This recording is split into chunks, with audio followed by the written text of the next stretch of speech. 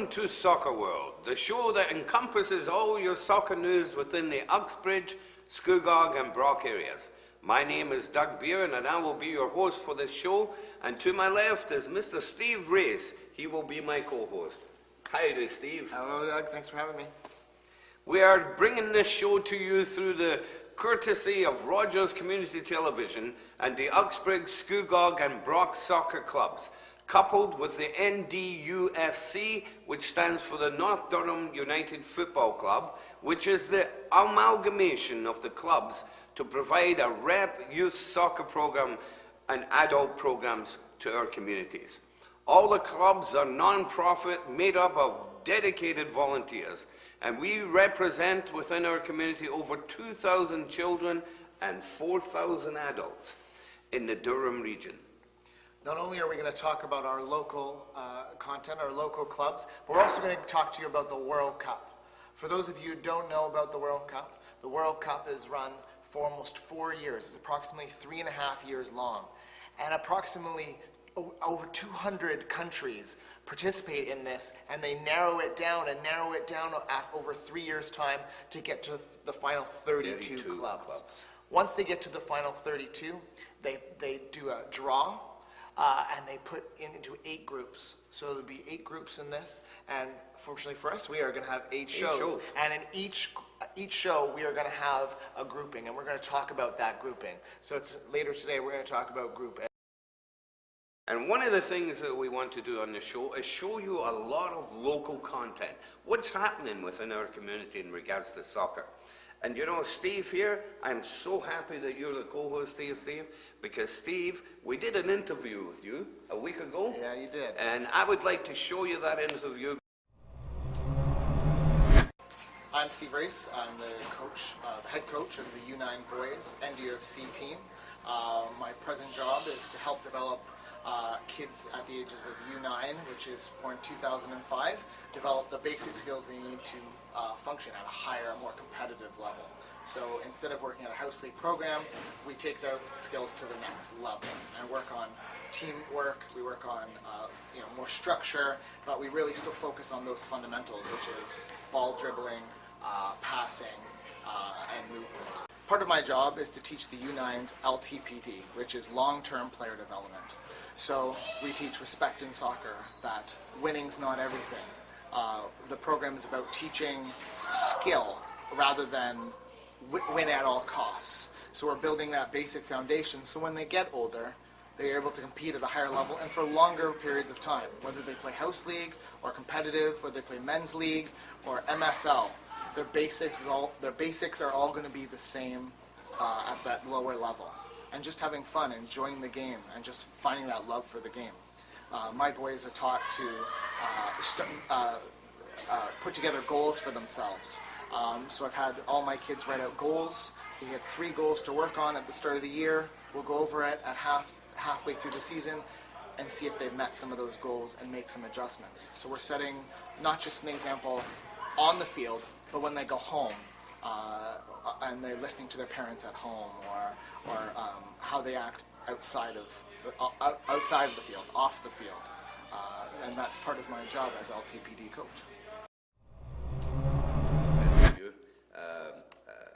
You speak very eloquently, my friend. Soccer is your life. It's what I do. It's my job. I do this for a living, running a program called Little Kickers, where I run that all over Durham region. But when I'm not doing that, I spend the rest of my time working for the Uxbridge Soccer Club, for NDUFC, and I'm working to help both Brock and Scugog.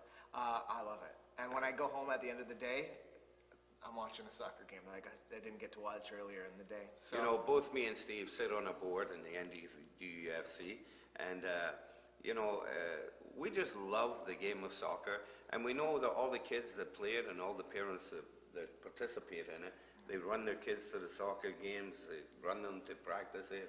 They're a big part, and you are a big part of our club. But we're always looking for new volunteers.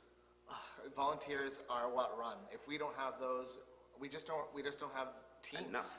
Yes. We just don't have the teams. And nowadays, coaching is becoming more technical with long-term player development, as I mentioned, being implemented. There's a lot of changes going on in soccer. and we want to help those coaches. Yes. We want you guys to feel when you're volunteering that the 4 clubs that you're representing are supporting you.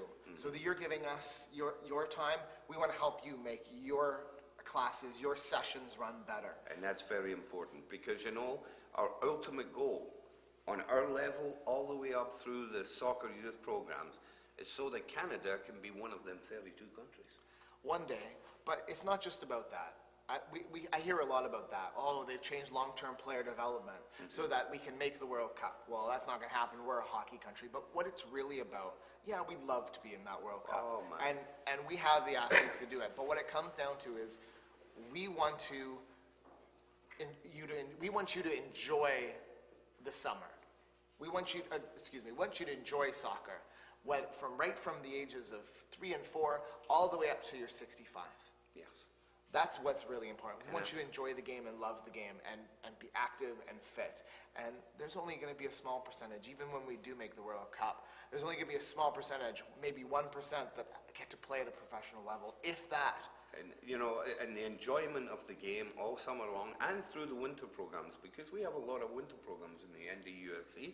We run quite a few teams all through the winter. But here, you know, I'd like to, in the upcoming shows, we're going to feature the presidents of the clubs who have made and sacrificed a lot of the time to run the programs and help all the board members come together. But one of them presidents, we're going to have an interview with. You had an interview with him the other day there. I had a chance to do an interview with him. And I would like to show us that interview because this man is a wealth of information. And he's dedicated nearly 15 years or something like that into volunteer work for all the kids. And he's out there every summer on them fields. And let's roll that interview right now that you had with him, Steve. Sounds good. Today we have Brian Kavanagh, president of the Scugog Soccer Association. Thank you for coming, Brian. You're welcome. How long have you been with the Scugog? Oh, I think it's 10 years now. I don't really know. It's all a blur. Yeah, and now you're president. We're acting president, and now you've been voted in again. President again. Yeah, it's just the way it's worked out with our volunteers. I was president from I think it was 2006 up to a couple years ago, and then we had Sue Wilkinson take over, which is great to get a woman's perspective on soccer sometimes. So I was getting a little long in the tooth to get some new ideas in there. So. I'm always happy just sitting on the tractor anyways. So what changes are you making this year? Do you have any changes that you're making to the Scugog Soccer Association? Well, we just got a grant from the Ontario Petroleum Foundation for hiring a coach. And for this year, it's actually a 2-year grant, I think it's $12,500. So we're hoping to hire a coach this year to train our coaches. That's something we've been kind of lacking in. The NDFC has been there around for us, where lots of the coaches are local, but they tend to take a lot of the best coaches to the rep teams, and we're not left with as many in the house league, but they do help out, and we're hoping to actually pay a coach this year. It's something we don't normally do in a small club like ours. I know that's normal in the big clubs down south. But this year with coach, and we got money for equipment too. So a lot of our stuff's been either slowly disappeared or broken over the last few years. So then there's some new training techniques I know you guys are out there with. So I'm not a coach myself. I like to be a governor, and that's where I pride myself. Efficiencies and things of that nature. So we'd like to keep the prices down too. It's affordable sport. Town of Port Perry here in mid Durham. We're not really northern Durham, but it's a fabulous facility. It's been there as long as I can remember when my kids started going and playing. It's about 22 acres. We have 13 fields that we can configure different ways. So it's great for tournaments to come up here. We have 5 full-size fields. They're some of the largest fields in Durham, bigger than BMO Field. Most people don't realize that. I tell kids all the time, you're playing on a field bigger than BMO? And they're like, wow. So the bigger kids just love that. We've had Ontario Cup here the last 4 years, 4 concurrent tournaments running. No one's ever done that before. It's a great tournament atmosphere. The first year we did it was actually World Cup year 4 years ago. closed down Port Perry, the main street. The OSA came in, the DRSA was here. We had everybody, flags. It was a great tournament, great feeling. Hopefully we'll do that again this Can you year. explain to the people out there who is the DRSA? What is that? Who is that? Durham Region Soccer Association. They're our governing body. They organize a lot of things for us. They're the intermediary between the OSA, which is Ontario Soccer Association, and our local clubs. They make up, I think, 35 different clubs and associations and different leagues as well. They're taking on a lead role in running a lot of the younger kids now with LTPD going on. It's great they're taking a role in that. Part of our fees go towards them, go towards the OSA, go towards the Canadian Soccer Association, and we benefit from all their knowledge and skill and governance, which is another big part. Nobody wants to talk about that stuff, but it's all very important. Things like privacy laws, and there's a lot of things that come down from the government, and we have to follow all that stuff. And again, no one wants to talk about it, but that's what we do in those boring board meetings. So that's what they call them, board meetings. You mentioned LTPD, and can you tell us what that stands for? Long-term player development. It was brought forward by the Canadian Soccer Association, I believe, and filtered down through the OSA, the DRSA. DRSA's been a big proponent of this and pushing it towards the clubs. A lot of people aren't so crazy about it, but it's been proven as it's the best way to teach kids. Teach kids how to play soccer so they'll love to play the game as long as they live. And I've seen some pretty old soccer players out there. As one of the tournaments we host is the Durham Old Timers. These guys are in their 50s, 60s, and 70s, and they can make, well, they'll put me to shame anyways, let's put it that way. So. Well, we're going to talk about LTPD a little bit more later on and on later shows. I can't wait to get into that. So you have the DRSA and the OSA kind of mandates. So will you guys be changing to long-term player development this year? Oh yes, we were trying to do that last year. Didn't go as well as we thought it was. It's a bit of confusion. A lot of our coaches are new every year. It's hard to keep the volunteers. Once they get into the older age groups, we see the same guys and ladies come back and help coach our teams. And we need to do a better job of training them, and they'll have much better time teaching the kids, and hopefully the kids will be learning a lot more skills and be jumping over to the rep team maybe if you guys are lucky. So speaking of the rep team NDUFC is our feeder club. So Uxbridge, Scugog, and Brock send players over to NDUFC to play at the rep level, which you are a founding member of the board member, I should say, of that club. How did that go? How did that work for you? Well, we've been talking for a number of years. A lot of the older kids in between Uxbridge and Scugog were playing together, and we used to play down in the Southern Durham teams, Pickering and Oshawa. And then over time, those clubs got too big that they didn't need to travel up here and play with us. So we were kind of stuck playing with ourselves. That doesn't sound right, but we were stuck. I'll redo that and cut that in. We were having to have our teams only play each other. So we kind of decided if we didn't play each other, we'd both fold. So we got together, and the presidents talked a lot about that. So there was a lot of camaraderie between the two clubs at board levels. There's always that little competitive edge between Scugog, Port Perry. I think some of that gets held over from hockey. But in soccer, we've gotten along much better, I think, than the hockey players have. So anyways, that sort of translated into we could do a better job for our rep players. We had, I think, only 2 teams at the time. Uxbridge had 5. NDUFC started the first year we had 14 teams, I believe it was. So there's the first benefit is, with half a team you can't field a soccer team, but 2 halves, yes, you can. So we've got 200 players now playing with North Durham United. So that's players that want to play rep, and if they want to play rep, we're there to provide that service for them. As a coach for NDUFC, I appreciate all the work you guys have done, because it's really come in, and I think it's going to be great. Without going into too much detail, I know everything's still kind of on the cusp, but there's talk, there's rumor, whispers, let's say, about Uxbridge and Scugog and Brock uniting and becoming one club. Could you give us a little bit of information about that? Yeah, we've been talking for probably over a year now. There's different people that feel strongly about that. There's a lot of benefits to it. There's cost savings certainly in doing that. A lot of the players' parents wouldn't necessarily see much of a difference anyways. They'd still be playing in Port Perry. We're not going to ship your 4-year-old to Uxbridge to play if they live in Port Perry, or vice versa. So, but it offers different programs for different kids at different days. Maybe the one day doesn't work for you, and you can go play in Uxbridge, and it'd be the same price. It wouldn't cost you any different whether it was here or there. So. There are a lot of benefits of doing that.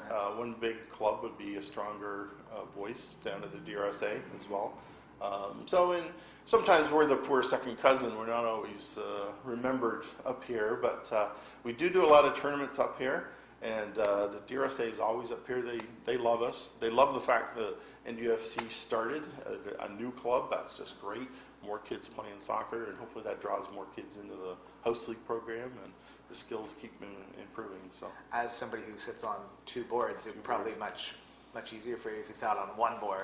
Well, it's good to be on 2 because you get that perspective of what's going on in both clubs, what they're planning. I do a lot of the field maintenance. That's another one of my roles. So, in terms of planning tournaments and whatnot, we have great facilities here. Uxbridge's facilities are about to blossom. We've got 2 brand new fields coming on.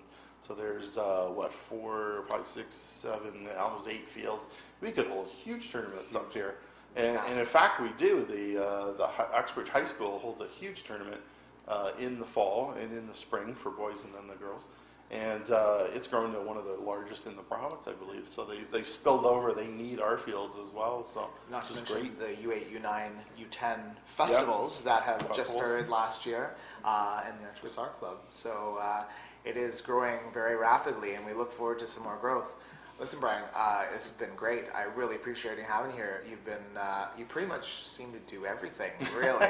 TV, well, if you've been around long enough, you meet a lot of people. I've known, Ron Smale, the OSA. He was the DRSA president. Next thing you know, bing, bang, boom, he's the OSA president. So we have lots of important people in high places. So it's always good to keep close to your what is that? Close to your enemies and no, your friends close, your enemies close. No, not that they're enemies. No, we all get along great, and everybody here is trying to promote soccer. 35,000 kids in Durham playing soccer. And that's great, and it's going to just keep growing. So it's an inexpensive sport. Parents love it because they get the kids outside. They're not stuck in a change room or breathing Zamboni fumes. And I know hockey's great. I wasn't a soccer player growing up. I got cut from my grade 8 soccer team, believe it or not. Of course, we played on asphalt where I grew up. So, but I still love to see the kids play. All my own 3 kids have gone through the system. They all played house league. They all played rep. And my daughter still plays a bit. She's still a referee at 28, so which is good. One last question for you, Brian. World Cup prediction. I need a quick World Cup prediction from you. I know you're not a soccer guy. Yeah, I'm not. Full on, but when you just, who would you say? Who do you think? I still like Spain. Spain. They're going for the 3-peat. That would be amazing. Well, Brian, thank you very much for coming today. We really appreciate having you. Hi, Doug Beard again from Soccer World. We're here with the coaches and assistant coaches for the under-13 boys from the North Durham United Football Club. We're here on location today in Oshawa, and I just want to say, Mark, you look fantastic today. Good to meet you today, Doug. Good to meet you, Paul. Good morning. I just want to ask you a couple of questions. Your team went undefeated last year, is that correct? Yes, that's correct. We had a bona fide season. Spectacular.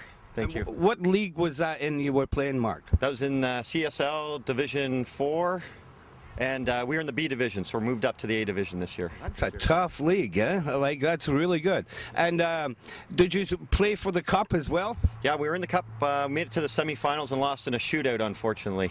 It was a tough game, but we were there. Did that go to penalty kicks? Yes, penalty kicks, and that was against the top team from the division above us. So we were quite happy with the outcome, actually. What a great season, eh? Well, how did you feel about the season, Mark?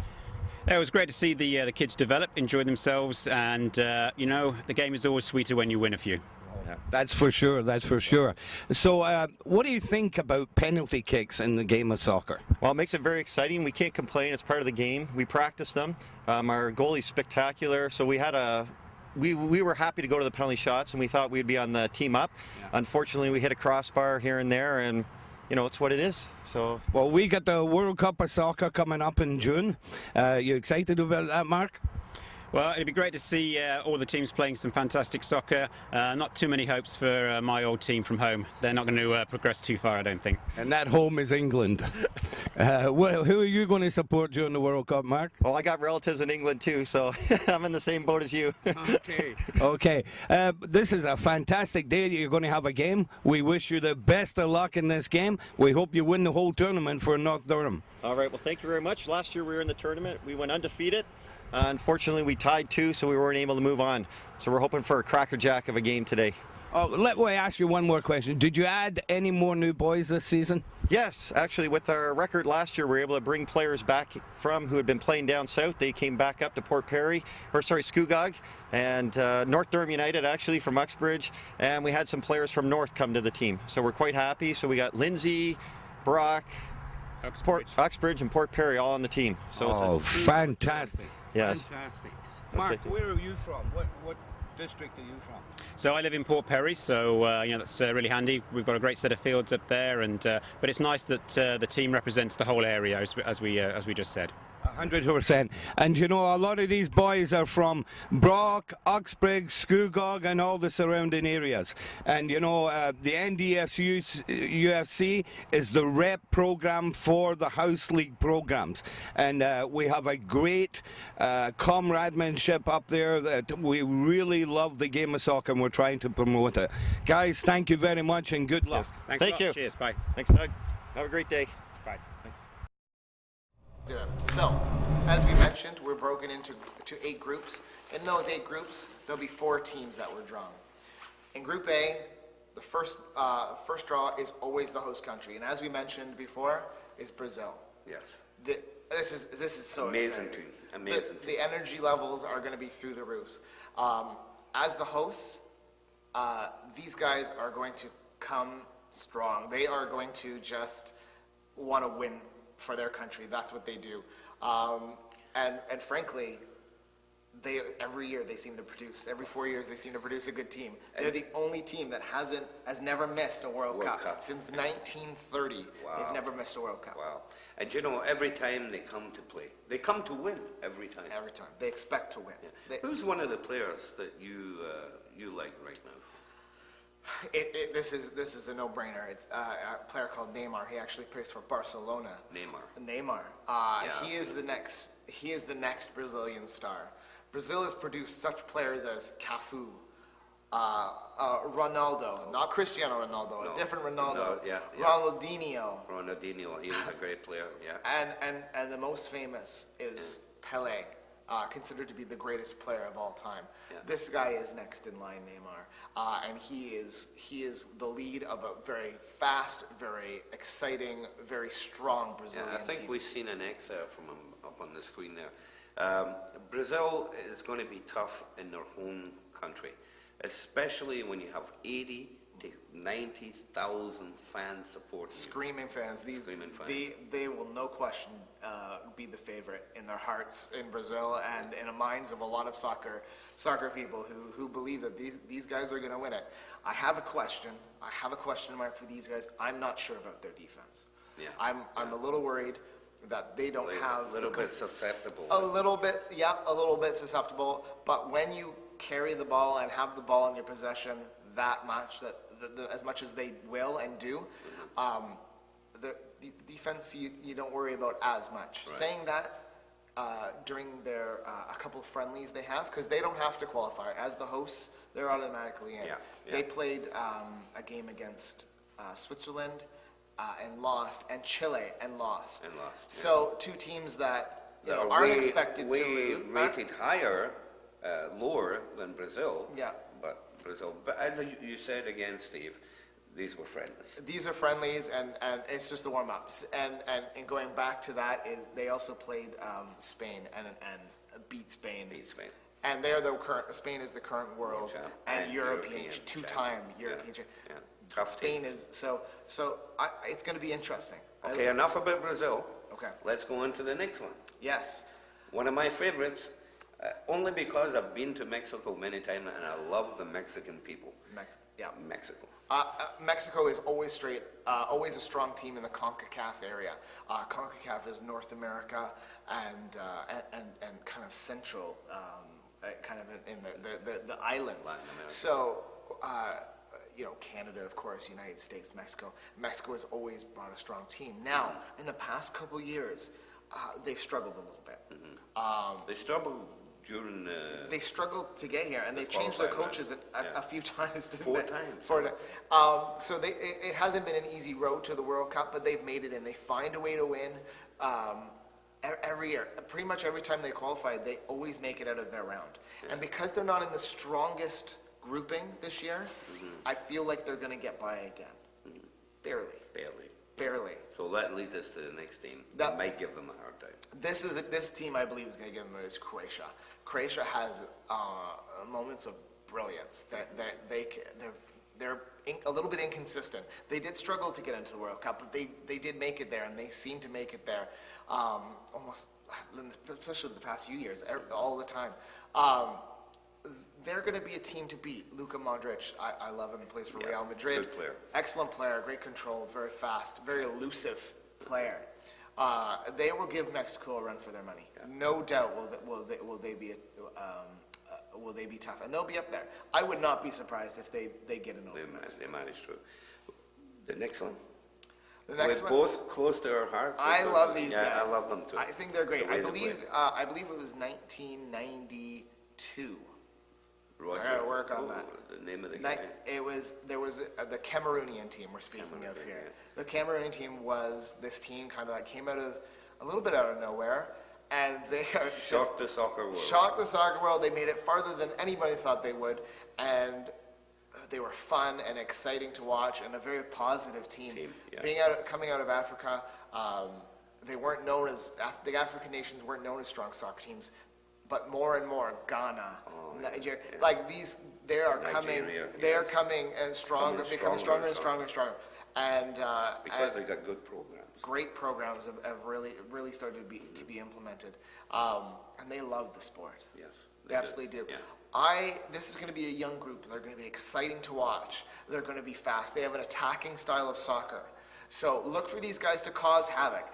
Yeah. I think they might be a little bit too young. Yeah. I'm going to give them 4 more years. I'm going to say they're going to make it out of their So round what's your matches. pick for Group A, the 2 top teams to go through the first round? Clear winner in Group A is going to be Brazil. There's no question. Yeah. There's just too much going for them. Their team is too strong, and having that home field advantage, and those, like as you met, 80 to 90,000 people screaming for them, they are going to make it out of Group A. Clearly, as I mentioned. Don't quote me on this, Mexico.